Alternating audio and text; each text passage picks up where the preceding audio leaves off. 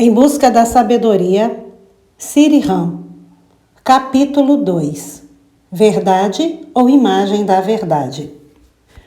A verdadeira forma de ocultismo não é algo exótico revestido de fantasias, como muitas pessoas imaginam que seja.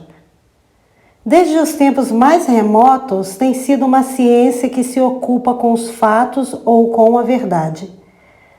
A imaginação é uma coisa e os fatos são algo diferente. Mas esta ciência específica também se ocupa com a vida e a consciência, e é somente quando a vida da pessoa está baseada na verdade que ela adquire o aspecto da sabedoria. A sabedoria não pode ser separada da vida. Quando ela encontra o seu caminho na vida, esta começa a mostrar uma nova qualidade, um novo brilho e beleza diferentes daquilo que comumente se obtém. A verdade não admite compromissos, embora o comportamento de uma pessoa possa fazê-lo. Convenções e oportunidades também variam de acordo com as circunstâncias. Poderemos estar unidos dentro de um aspecto limitado. Eu, então, me acomodo às necessidades ou maneiras e você faz o mesmo com relação a mim. Isso está certo e é necessário. Tal compromisso tem o seu lugar na vida. Porém, não podemos tomar liberdades com o nosso entendimento ou qualificar uma verdade sem torná-la inverídica.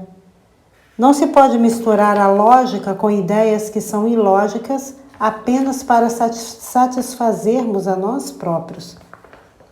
A palavra verdade possui um significado tão extraordinário que poderíamos nem mesmo adivinhar a sua natureza. A fim de descobrir aquele significado, será necessário aplicar os mais rigorosos padrões à própria vida e à forma de pensar. Sem este procedimento, será impossível atingir esta verdade na forma que precisa ser entendida em nós próprios, na forma em que se diferencia dos fatos externos às pessoas, que podem ser observadas por qualquer um. Existem as coisas concretas ao nosso redor que podemos observar com as faculdades que normalmente usamos. Podemos compreender a sua natureza e propriedades, ao menos superficialmente, mas a verdade significa muito mais do que tal compreensão e não deverá ser confundida com qualquer visão que possa projetar, baseada em ideias preconcebidas ou em predileções pessoais. É fácil sucumbir aos grilhões de qualquer ilusão prazerosa, imaginando-a verdadeira. O que fundamentalmente causa a ilusão é a busca daquilo que proporciona prazer, daquilo que gratifica em qualquer nível que seja. Gostamos de aceitar algo mental ou fisicamente por proporcionar prazer, por ser conveniente fazê-lo ou por ser um pensamento confortante. É adequado à nossa forma habitual de pensar, por assim dizer. Compreender a verdade não é a mesma coisa que assenhorar-se de uma ideia e ter-se a ela com fervor. A mente é facilmente subornada pelo prazer. Com frequência damos prazer a alguma pessoa a fim de conseguir que ela faça o que queremos que faça. Esta é uma prática que evidencia resultados em toda parte. A mente concordará voluntariamente com o doador do prazer. Portanto, é necessário sermos rigorosos conosco no que tange ao vivenciar a verdade, e esta é uma base necessária para o ocultismo. Aliás, poderia dizer que em país algum do mundo a importância de vivenciar a verdade foi tão enfatizada como na Índia, onde o Satyam, verdade, e Hitam, retidão, foram proclamadas como sendo inalteráveis. Somente a verdade conquista. É a antiga máxima adotada pelo governo indiano. É amplamente aceita enquanto palavra, mas poderíamos perguntar: até onde está sendo honrada na prática? Isso é algo que todos terão que descobrir em relação a si mesmos. Apenas se pode aplicar testes práticos à própria conduta para ver em que extensão a verdade está sendo vivenciada. A maioria de nós não compreende que há uma distinção importante a ser feita entre a verdade e a imagem da verdade. Em tantos temas, o que efetivamente é verdadeiro é uma coisa, mas nós agimos como se a conduta que entretém as cores da verdade também solucionasse a questão. A distinção entre estes pontos é destacada por Platão em um de seus diálogos. Não deveríamos fazer essa distinção de modo puramente metafísico, como fizeram os filósofos na Índia ao falar de Sat e Asat, aquilo que é o verdadeiro ou existente e aquilo que não é o verdadeiro, uma ilusão ou mito. Tudo isso encontra-se em algum plano elevado, mas deveríamos tentar aplicar a distinção ao plano da vida e do pensamento prático, sem que os termos metafísicos tornem-se meros instrumentos para o jogo e a diversão. Na diplomacia, é a imagem da verdade que está sempre sendo praticada para agradar, e todos os envolvidos sabem que isso é uma realidade. Um diplomata bem-sucedido precisa ser agradável em seus modos. Do contrário, não lhe será possível conquistar suas finalidades. Ele deverá sorrir, sorrir e sorrir. Sorrir muito, embora seus propósitos possam ser vis. A habilidade de insinuar-se e agradar é considerada requisito para o êxito naquela profissão. Geralmente, os cortesãos dos reis e príncipes tinham modos perfeitos, mas com frequência os exibiam exageradamente, ou para afirmarem melhor sua posição, ou porque todos nós temos a tendência de exagerar em tudo que achamos ser bom em nós. Mas, ao mesmo tempo, os cortesãos eram uma classe, eram intrigantes e mentirosos, com algumas exceções. Os modos encantadores nem sempre podem representar boas intenções ou uma mente e coração belos. O comerciante também precisa ser habilidoso em seu discurso e afável para poder fechar os seus contratos. Podem existir alguns comerciantes que, tendo se elevado até o topo, podem permitir-se ser francamente ásperos. Também deve haver alguns que são retos em suas opiniões, não obstante todas as tentações, mas falando de modo geral, a tendência seria de agir de tal maneira a fazer com que o cliente realize aquilo que o comerciante deseja, do último ser simpático a fim de agradar ao primeiro. Grandes importâncias financeiras são fornecidas como subsídios para grandes executivos do comércio para o entretenimento e agrado de clientes potenciais. No campo do direito, é comum para advogado que visa ganhar seu caso argumentar de tal maneira que a pior razão se configure como sendo a melhor. Isso está sendo feito constantemente. O juiz precisa ser incisivo e bem instruído para que não seja dominado por esta argumentação habilidosa. Falando de maneira geral, a busca do êxito, na medida em que depende de outros, exige um padrão de comportamento adequado. Quando os reis estão no poder, somos monarquistas. Quando a monarquia cai, poderemos tornar-nos republicanos. Mas se ela for restaurada, então teremos novamente de penetrar no campo da monarquia. Este tipo de conduta tem sido praticado por algumas pessoas muito famosas. Elas têm sido capazes de permanecer na crista de toda a onda de mudança, embora outros ao seu redor sejam vencidos e obrigados a sucumbir. Viver uma vida de verdade não consiste meramente em falar a verdade. Pretender ser aquilo que não somos é tão corruptivo quanto a inverdade no discurso. Em nosso coração precisa reinar um amor genuíno pela verdade. Somente podemos ser integralmente verdadeiros se valorizarmos a verdade e atribuirmos importância a ela em nossa vida e pensamento, ou então precisamos estar tão plenos de amor que não podemos nutrir o menor desejo de enganar.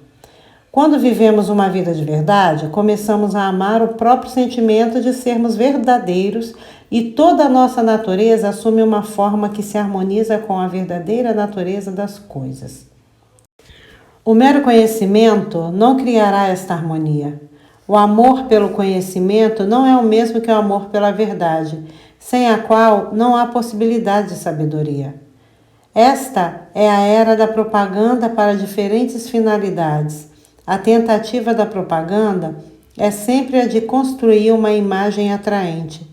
A palavra imagem está muito em voga atualmente porque as pessoas se preocupam não com a verdade, mas com o êxito e a imagem que está sendo apresentada.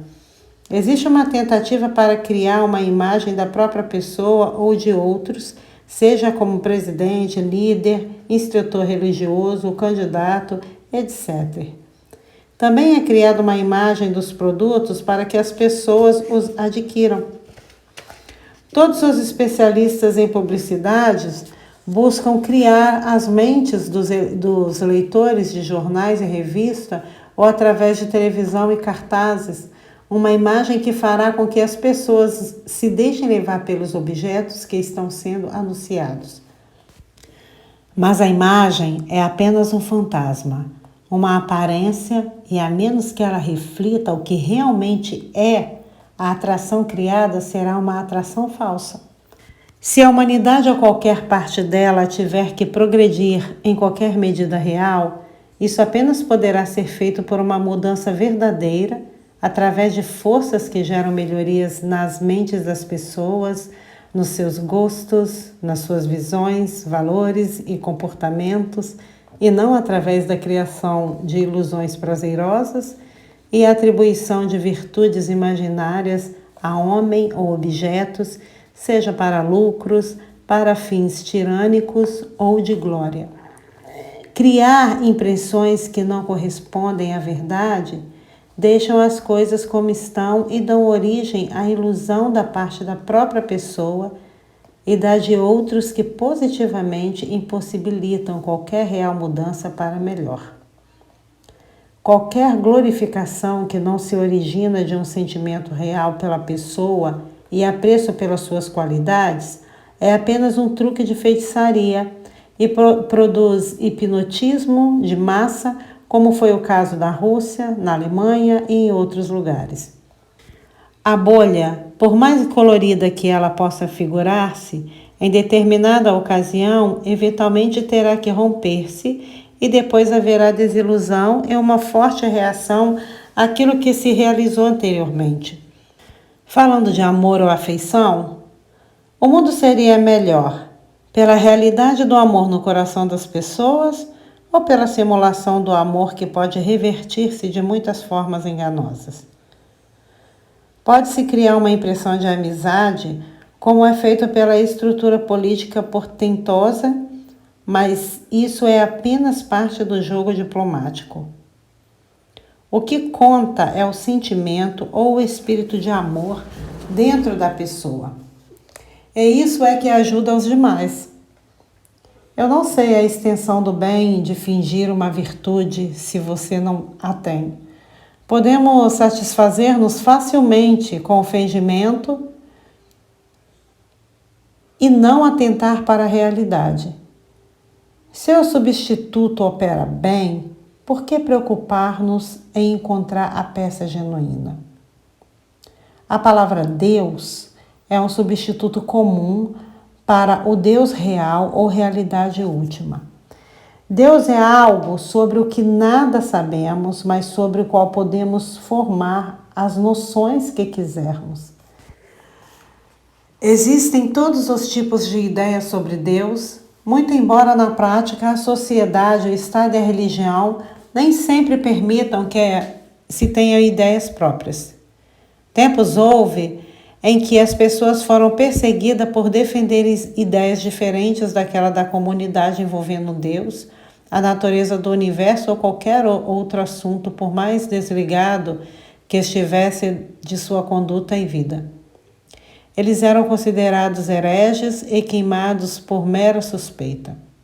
Herege era alguém que não apenas não se conformava externamente com os padrões estabelecidos ou professava abertamente uma ideia contrária àquilo que constituía a ordem, mas até mesmo o fato de parecer estar nutrindo determinados pensamentos era considerado pecaminoso e subversivo. Não se pode dizer que um símbolo está destituído de valor. Pode não haver outra forma de nos referirmos objetivamente à realidade, mas um símbolo não passa a ser aquela realidade. Ele poderá ter o seu valor desde que compreendemos que é apenas um indicador ou um substituto da coisa real. Toma-se um fetiche quando é adorado no lugar da realidade.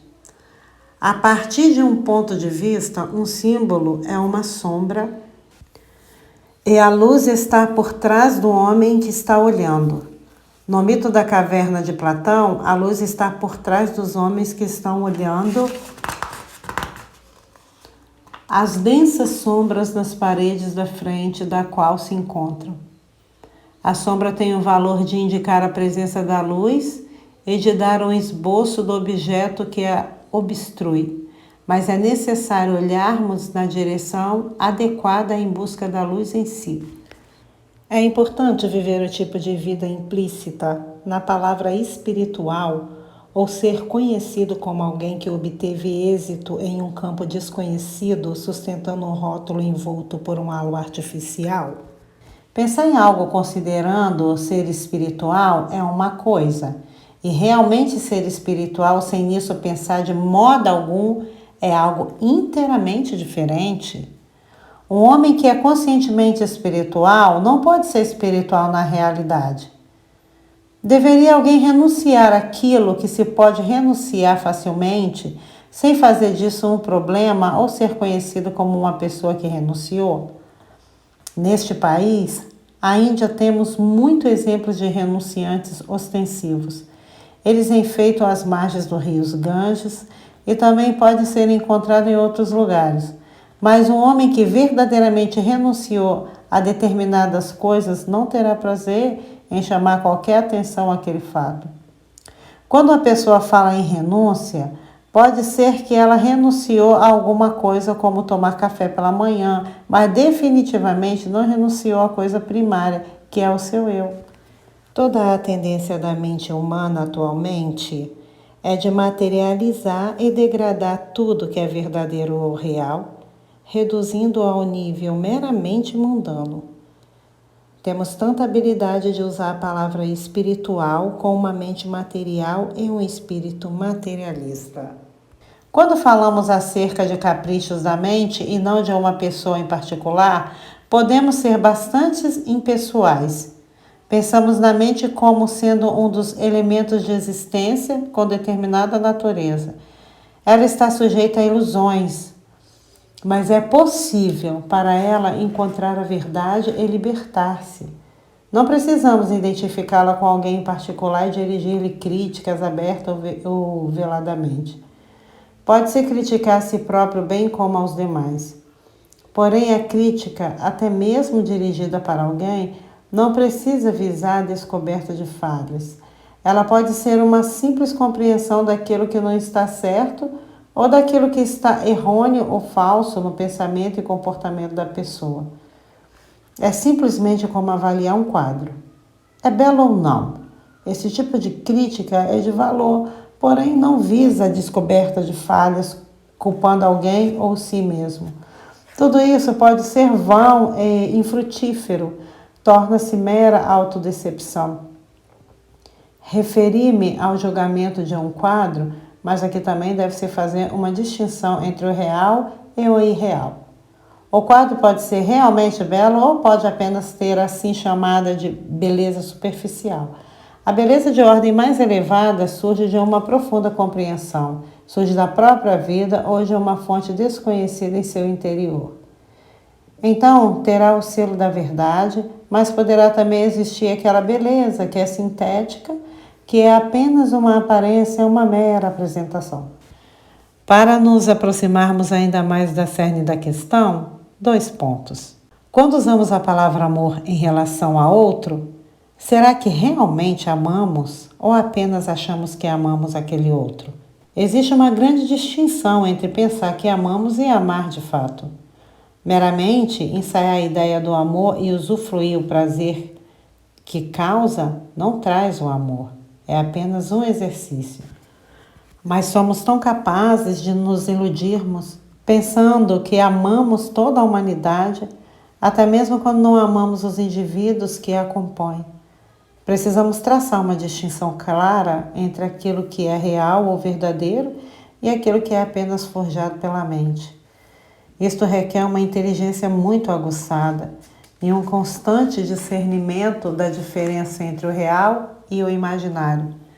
Será realmente importante para uma grande causa possuir propriedades enormes, o império e toda a parafernália envolvida, ou as pessoas que a seguem possuírem a forma correta de sentimento e entendimento? O espírito necessário nunca pode ser ostentado, exibido permanentemente ou divulgado de nenhuma maneira. Ninguém pode dele obter dinheiro. Tais distinções podem abranger todos os campos da vida, todas as nossas atividades e pensamentos. Será apenas quando a mente estiver suficientemente alerta para perceber essas distinções, para separar a luz da escuridão, que ela poderá chegar na verdade das coisas. Constitui a grande assertiva dos instrutores espirituais que podemos conhecer a verdade absoluta e não apenas argumentar a seu respeito. Chegar a ela através do raciocínio, ponderar sobre ela ou postulá-la. Podemos conhecê-la assim como conhecemos a nós próprios. Podem existir algumas hipóteses que ajudam a explicar. São valiosas desde que plausíveis e esclarecedoras. Podem até mesmo ser necessárias para ligar as lacunas em nossas observações e pensamentos. Quando não conseguimos ver a ligação ou suposição, nos possibiliza conectar aqueles fatos que são percebidos. Como não vemos a conexão na natureza entre um evento específico e outro, mas vemos que deve haver uma conexão, tal suposição será um substituto temporário para uma verdade que é incapaz de perceber no momento. Eu iniciei este capítulo com a palavra ocultismo. Ocultismo é um empreendimento muito mais exigente e rigoroso do que poderíamos pensar. Não é simplesmente contar histórias de fadas e nelas acreditar. Esse é ocultismo para crianças. Deve haver, especialmente em uma sociedade que se interessa naquilo que é chamado o oculto, uma orientação que a fará progredir até a verdade absoluta em todas as coisas, sem satisfazer-se com as aparências. Precisamos ser muito cuidadosos em cada etapa para ver que estamos prosseguindo no caminho da verdade, que é também o caminho do verdadeiro amor, não nos satisfazendo com ilusões com relação a nós próprios ou com a natureza das coisas, porque elas são confortantes ou agradáveis.